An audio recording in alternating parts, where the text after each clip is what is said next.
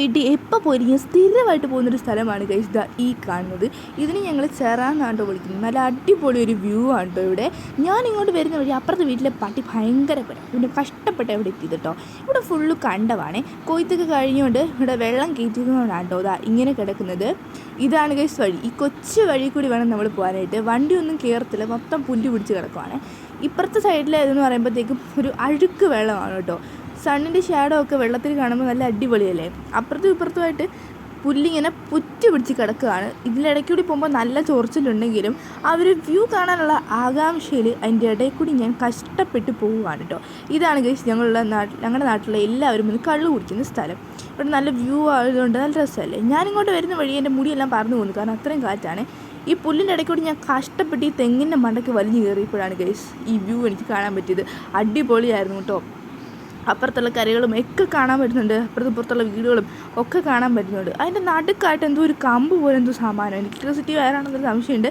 ഒക്കെ ഞാൻ കണ്ടു ഗൈസ്. ഇതെന്ത് മരമെന്ന് എനിക്ക് ഇതുവരെയായിട്ട് മനസ്സിലായിട്ടില്ല. ഞാൻ ഇവിടെ നിന്നപ്പോൾ എനിക്കെന്തോ ഒരു ബീച്ചിലോട്ട് പോകുന്നൊരു ഫീല് പോലെ എനിക്ക് തോന്നി, കാരണം അത്രയും അടുത്ത് വെള്ളം വന്നോണ്ടേ.